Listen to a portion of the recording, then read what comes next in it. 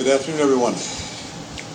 So I have been long looking forward to returning to Vietnam and making my first visit here as Secretary of State. I was here as Deputy Secretary in 2015 and 2016, but I am so pleased to be back today. A decade since the United States and Vietnam launched our comprehensive partnership, and nearly 28 years since we normalized relations, our nations have forged a relationship that is robust, dynamic, and consequential.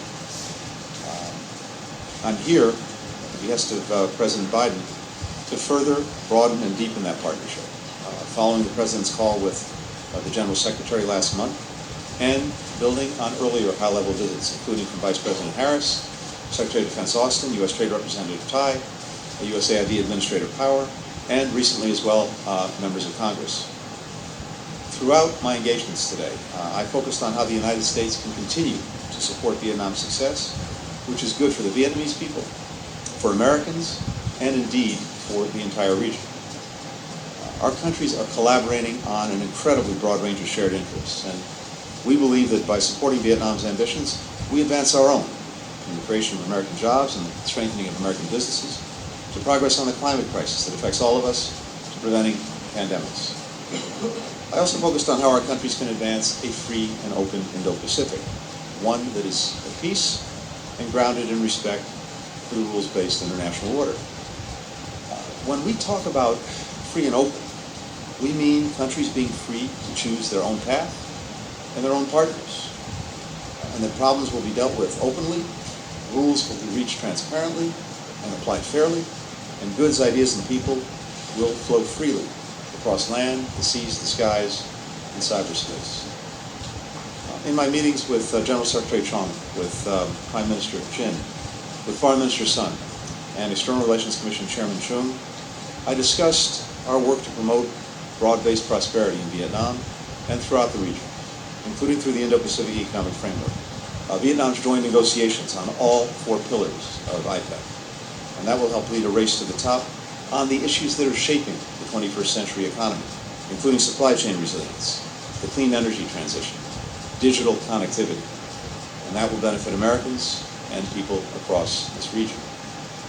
We discussed our mutual respect for ASEAN centrality and our close partnership through regional economic frameworks, including APEC, which the United States is proud to be hosting this year, and the Mekong-U.S. partnership. We appreciate Vietnam's indispensable leadership in solving development challenges in the Mekong region. We're also growing our bilateral economic partnership. The U.S. is helping Vietnam double down on key reforms it's embraced, including on labor, intellectual property, fair trade, which have made it one of the fastest growing economies in the world. We believe that Vietnam can achieve its goal of becoming a connected, high-income country by 2045 by pursuing growth that lifts up all communities while building resilience to adapt to climate change. We know Vietnam is increasingly vulnerable to threats posed by the climate crisis. As Vietnam takes steps to become a leader on climate energy transition, the United States is investing in that tremendous potential. We're launching new bilateral climate initiatives that were announced by Vice President Harris during her August 2021 visit to Vietnam, which do everything from conserving ecosystems and reducing emissions from rice farming in the Mekong Delta, to expanding a market-driven clean energy system and scaling up adoption of electric vehicles, to leveraging our private sectors to drive climate action. We're also harnessing the power of regional frameworks like the Just Energy Transition Partnership. Vietnam recently joined that partnership. That's going to deploy $15.5 billion to help the country deliver on its ambitious net zero 2050 goal, as well as the Japan-U.S. Mekong Power Partnership. We're also collaborating to build up Vietnam's public health capacity, including by establishing a national CDC here in Vietnam. We partner closely to combat the COVID-19 pandemic, with the United States donating more than 40 million vaccine doses, following Vietnam's donation of millions of articles of PPE during the earliest part of the pandemic, when America was at a time of its greatest need. And I have to say, this is a very powerful example of countries coming together and coming to each other's assistance when each of us needed it most. The United States is committed to supporting a strong, prosperous, independent, and resilient Vietnam, and we respect Vietnam's right to shape its future under its own political system.